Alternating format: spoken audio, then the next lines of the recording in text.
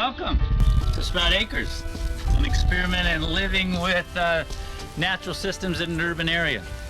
What I'd like to show you today is how we started this plan in 1978, which was basically a vacant lot. And what we decided to do was try to design a food for every season and something growing in every time of the year, linking it to energy, linking it to waste, and linking it to food system and water conservation at the same time.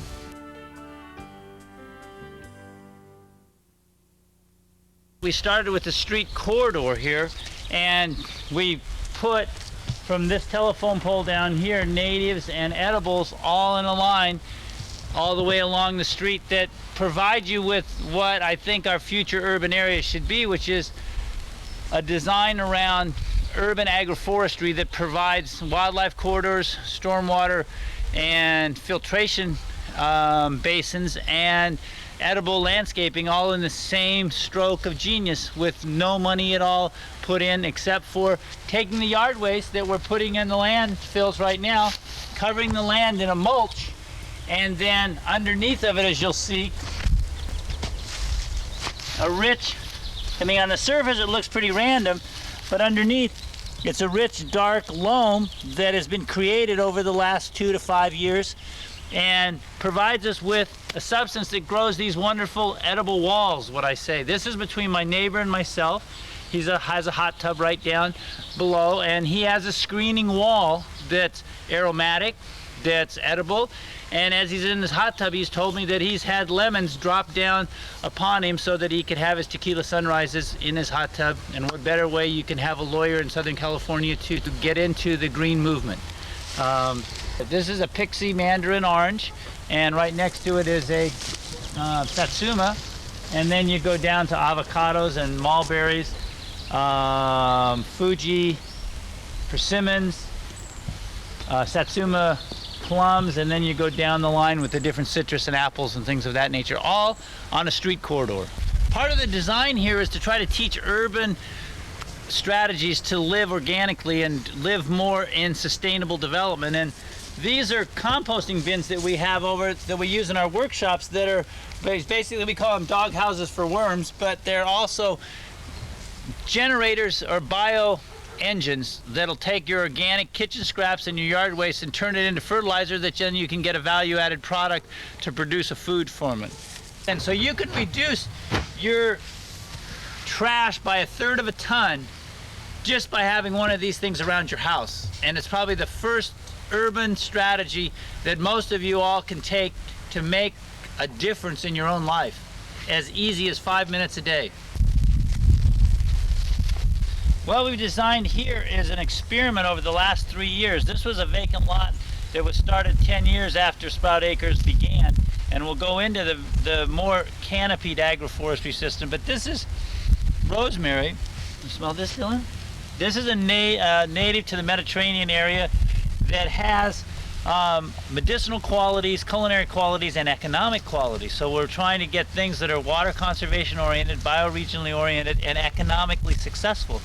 So we planted hedges of these, as you can see, all the way up the side, and then in between those we planted Anna apples, Dorset apples, types of royal apricots, low chill.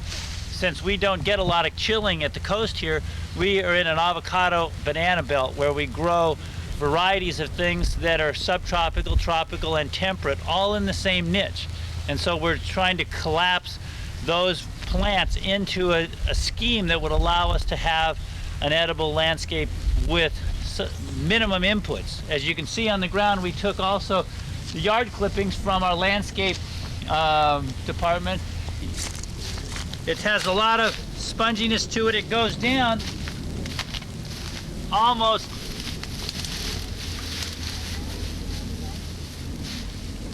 2.5, 3 feet, and look what I find, earthworms. This is a good sign. You can go into your soil and find there's centipedes, there's earthworms in here, all kinds of material, grubs of all kinds. Ooh, look at this guy. Yeah. What we've designed is a humisphere, a condominium redevelopment zone for microorganisms, and they're eating our normally landfilled yard debris. And so what we're doing is we want to change society's idea of thinking of this as a waste and think of it as a resource. These plants are getting insulated by the hot, arid conditions, and they're also allowing the nutrients to be recycled into the soil at the same time. This is a Dorset apple that hopefully by the time these kids get another 2 feet higher, it'll produce food for them. So it's a bank account, the new IRA, or Invest in Renewable America.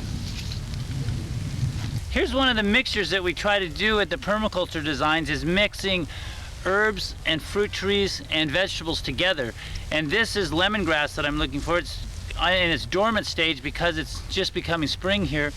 But society garlic mixed with sage, integrated with sapotes and macadamia nuts and apricots all around me. So they give a natural insecticide because of the aromas of the plant itself. They give off volatile oils, and it allows the insects to be a bit confused about how they go into signaling for different types of plants. And it also gives us an economic edge and an edible edge at the same time, so that we produce within a small 20-foot space here. We have 4 trees and about 6 different herbs and a couple of vegetables, so that we've now capitalized on our land in a way that most people have not thought about doing in integrated agriculture. What I'm standing on right now is a contoured terrace, if you will. It's used in traditional agriculture all through the world, in the Incan Empire, and the best examples are in Bali, where they have water systems that they flow rice paddies on, water through rice paddies. And this is a contoured ditch, in a sense, that allows the water to stay on the site. Instead of having water moving down a hill and getting faster and faster and faster, picking up larger and larger particles of soil, what we do is take it and turn the water onto a horizontal basis, so that we do what's called landform engineering. And then we do bioengineering by planting plants and compost in it, so that we now make running water walk and walking water go to sleep. And we then have this for our arid area, which we only get water 3 months out of the year, so we have to use it and store it as many ways as we can. And so I've designed contours that almost disappear now because of the organic matter, but as you'll see on the landform, water doesn't flow downhill, it flows along the contour of the slope. So we now have something that harvests water, avoids soil erosion, and provides a resource in our arid climate that we don't usually get. This is mustard, a condiment that I use in our kitchen. And these are radishes. They both have a much sharper taste, so we put edible flowers in our cooking also. Quite delicious, very, very good. Malva, another wild plant, the cheeseweed. We use this with lamb's quarter, and here's arugula. This is a wild, it's been planted, but much of this swale has gone wild, mostly out of disuse or not enough energy to keep up every bit of the gardening here. We're trying to, as you remember, use our observation rather than our toil, so we allow things that are edible to continue growing for a season. They catch the water, and we end up then having a salad they would sell at the Ritz-Carlton for $8 or $9 a plate. We get to munch it just by coming out here and adding these types of things together. And what's interesting about this is good for your blood, good for your circulation, and good for your blood pressure. What we've got here is, this is a sandstone base that I'm standing on, so pretty much very little grows here, even in the coastal sage scrub. And so what we did was we took our yard clippings and our debris from the urban area, put it on the landscape in layers, so you'll see there's still breaking down carbon material, just branches and things of that nature. And what we've done is layer it in a way, and then planted nasturtiums over the top of it, which are also wonderfully edible at the same time, and planted bananas in it. And what you see on the top here is chayotes. These plants right here are coming over the top of that. So we've planted a compost pile that turns into an ornamental, beautiful pile that most people wouldn't even know unless I pointed it out to you that it is a compost pile. Most people think this is a desert, And in many ways it really is. We only get rain part of the year, but here's a tropical that grows, and as you can see, this is a banana. So we get 20 to 30 hands a month out of our 400 bananas on the site, and do almost nothing to do anything to care for them except feed them. They like to eat, so we give them a lot of chicken manure and varieties of compost. As you'll see when we walk over to the side here, these plants are like a tuber. They basically come up out of a corm and allow food to come in. Once this banana has produced, we then cut the stalk and another stalk comes up. So if you have a banana plantation or a banana patch, you will have food on a perennial basis. In this climate, we get a little more heat and we even have more food. Many of the tours we take here, you have to eat your way through the jungle to get through it. These are loquats. Many people don't know about them because they're very perishable. A sweet, sour, wonderful taste with a seed that's almost like a piece of jewelry at the same time. But the juice is incredible, and you can sit here and almost get drunk with ecstasy on loquats.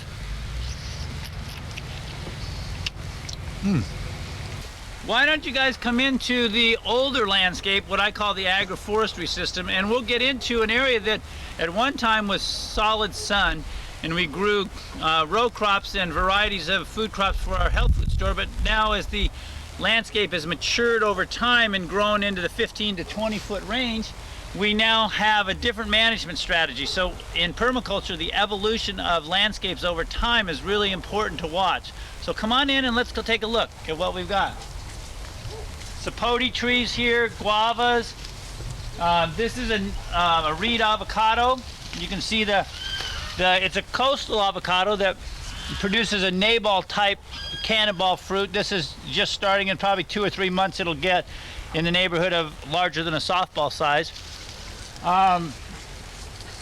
Grapefruits, oranges, Washington navel oranges, and Valencia oranges. And as now you see, it gets cooler. Even in the middle of the day, this area has a thermal modulating effect. We're now in an area where we have ginger coming up. Some corn is coming up around the mulch, because each of these are also mulch, but as you can see, this is broken down over time, so now we have worms and things like that in there. Satsuma mandarin oranges, lemons, loquats. So we get into a space, this at different times is managed much differently, but we have lamb's quarter growing naturally, which lamb's quarter linguine is one of our specialties at Sprout Acres. Better than spinach. This is a coffee plant under a pineapple guava, and if you've ever had pineapple guava blossoms, here's the flower. You should just take off the blossom, and the petals are absolutely delicious. It's almost like ambrosia. It has a taste that is just wonderful. It's an aromatic sort of perfume taste. Put those on your fruit salad, but you can harvest the blossom, the petal, without injuring the blossom, and then in the fall you get a pineapple guava. This is right next to a fig, as you see right here, a black mission fig, and what you're seeing is the closeness of plants put together. And many people say, oh, you need 16, 20 feet between plants. Well, that's designed around a machine to be industrial and managed, and what we've designed is around our own hands. And this is now my outdoor room. We're standing on the top of the world of Sprout Acres, and you can see around me the things that we talked about earlier, the whole deciduous and perennial forest that acts as a windbreak, a food production market, and a recycling unit for all the gray water and the organic material that is really misplaced wealth in our society. It's something that we need to take on, the challenge of using our organic material in a humosphere consciousness. I'm trying to get people to think of the world in many different ways. And when we, in the 17th century, when we were thinking the world was flat, it took Columbus and Magellan and Vasco da Gama to sail the world and find out it was round. And then we decided, what's our place in the universe? And we had to go become astronauts and go up into space. Now I'm inviting all of you to think of yourselves as humusnauts and go into the world below our feet that is probably greater in volume and weight than above our feet, and has more intricacies than we will ever imagine. We probably know the tip of the iceberg in managing this, but what you see here is a barren lot 20 years ago that now has a forest on it because I've taken the time to recycle the organic material, provide water conservation strategies, and site things appropriately so that we have sun angles that help. We have fertility corridors with wildlife opportunities. So man and beast become linked together in some sort of a benevolent way.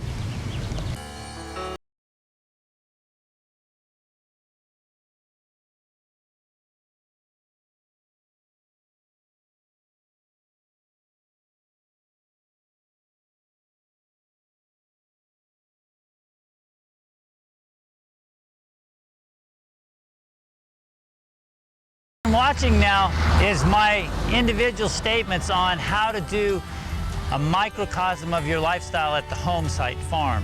And what I'm going to take you to today, 2 hours down the road, and transplant the Sprout Acres ideas into a community, the Aldeas Infantiles Orphanage in Tijuana. We've taken 15 years of experiments and distilled it into the community here in Tijuana. And what I'd like to do is show you how we took an arid desert and turned it into the jewel of the Pacific, sort of a garden that is going to be an educational tool, an economic tool, and an ecological wonderland. So come on in and let's take a look.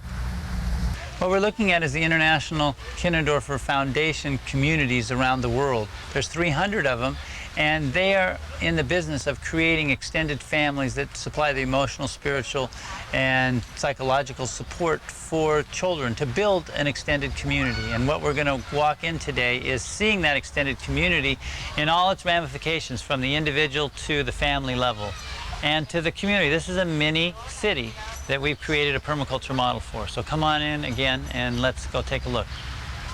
What we're sitting in front of is a drought-tolerant noise and dust filter, if you will, with a concrete wall and fence behind it. The acacias, the myoporums, the silk oaks, the Brazilian peppers, all these are on limited irrigation and create a filter barrier and visual barrier from the highway, which you see behind us. We were just talking about all the drought-tolerant plants on the outside of the wall. Now we're inside in what I've developed as a macadamian hedge that's going to provide protein and sound and wind mitigation. The area here is set up so that we amended it with a lot of soils we got from the horse racetrack here in town that they were throwing away. And as you see, it's imprinted so that the water drains right down to the trees. And all the way along here, for the 400 feet on the roadside, we now have a wall that's going to be 50 feet high and 20 feet wide, as it's planted in a triangle pattern. As the macadamians grow, it'll fill out this whole area. But as important, we have a hummingbird's nest right here in the trees, and the children now have what I call that biological textbook. The trees now are providing food and education, and hopefully a sense of stewardship as they grow up. What we're doing now is taking a tour of the school that's connected to the community. The school is open to everyone in the larger community, and what we've designed is gardens around the classrooms here where you see apricots and peaches and plums and herbs of all sorts, passion flowers, grapes, that dance around the kids as they go to class. What we've done is mimic the Baja landscape and use the boulders that we found on the site and built plant palettes around them. And we created, in a sense, outdoor classrooms with small rock outcroppings that the teachers can come and sit the children on the rocks and use this as a template, sampling different herbs, being able to play music out here in the afternoon. It's really a balmy day today. And we've now created this arid environment into a more succulent and tropical area. As you can see, the succulents mixed with the natives, mixed with some bioregional plants, and coming back here to scented geraniums and rosemary. All of these should be part of the children's experience. Right across the way we have grapes and passion flowers. This passion flower wall here is another one of the nature candy treats along with the bananas. We can't keep them on the tree long enough. The children are just ecstatic about taking these. I mean, you open this up and I can't guarantee what will happen afterwards.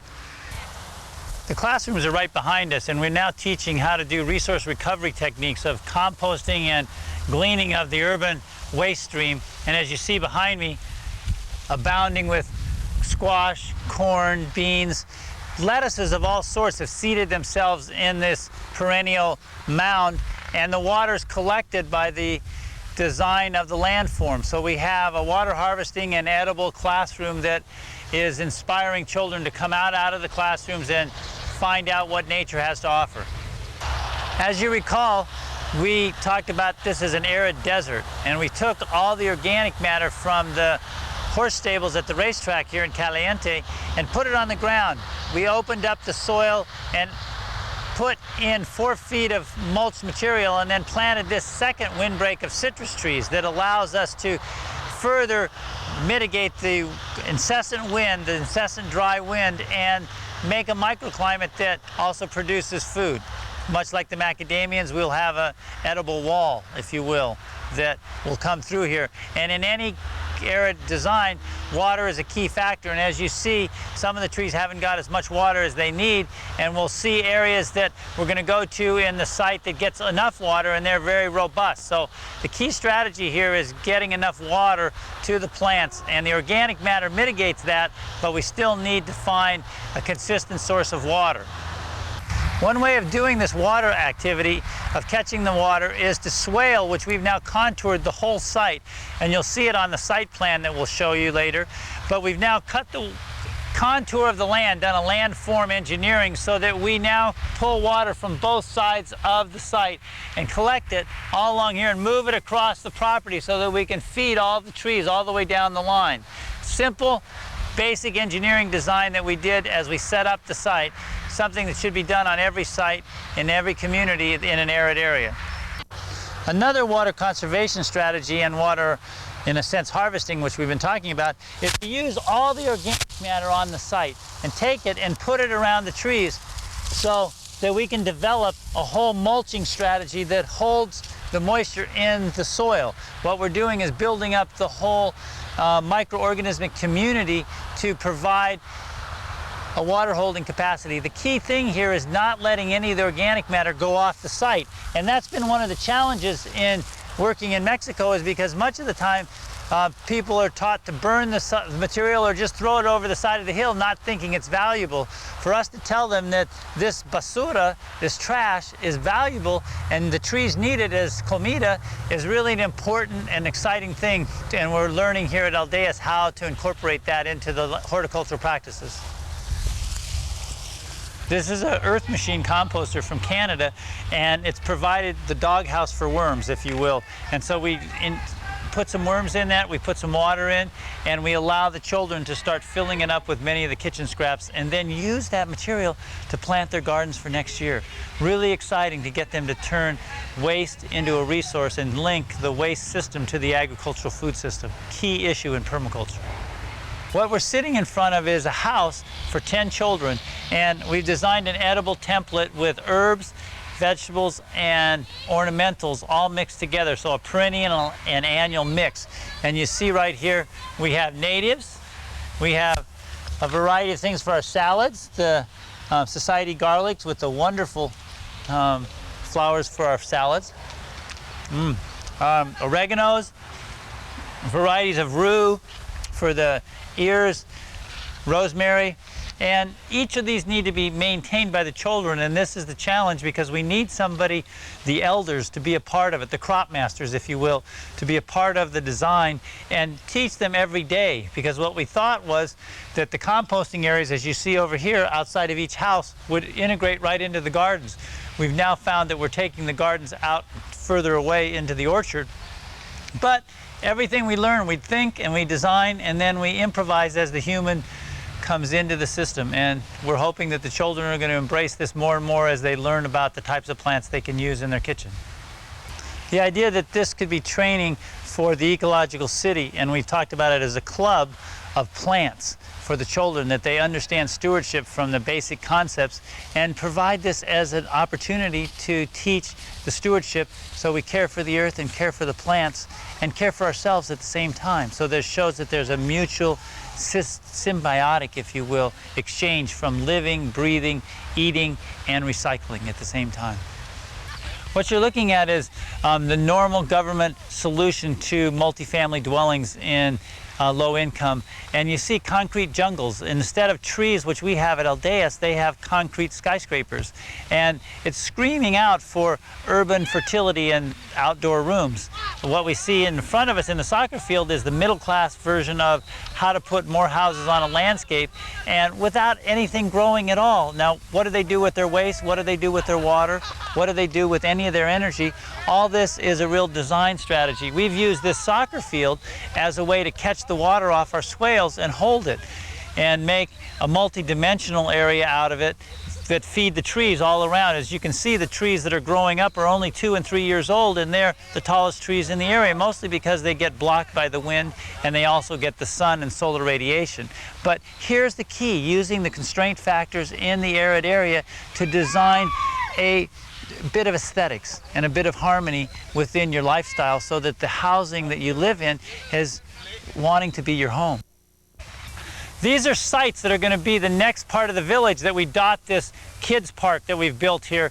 Hopefully these will be straw bale or rammed earth or earth-bermed houses. What we have is a clay soil here that's ideal for the building, yet we've built concrete houses initially. So part of permaculture is linking architecture with the agriculture and outdoor rooms. And let me show you what we've done as a core issue for all the buildings that would wind around this. This is a kids park that we've designed: citrus trees, fig trees, bananas, varieties of herbs all around the swing area. And come on in and take a look at what the parks of the future might look like for you.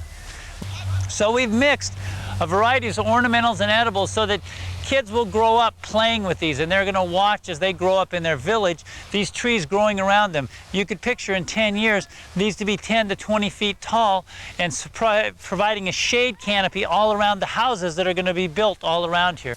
As you see, there's flowers for the soul and the spirit of our being, as well as fruit for our stomach. All of this is the evolving part of permaculture that we're learning, and we now have created a jungle, the garden, or I introduced you to the jewel of the Pacific, and we now are in it.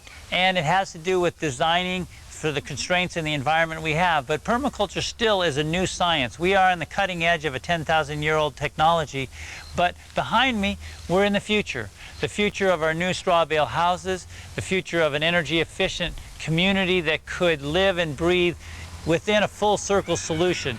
So the future lies in our hands and in the children that are here growing up with a lifestyle that could be more friendly to the earth. The stewards of tomorrow are our children and the natural resources. I'm glad you could come to Aldeas and meet us, and we will now take another version of permaculture into its existence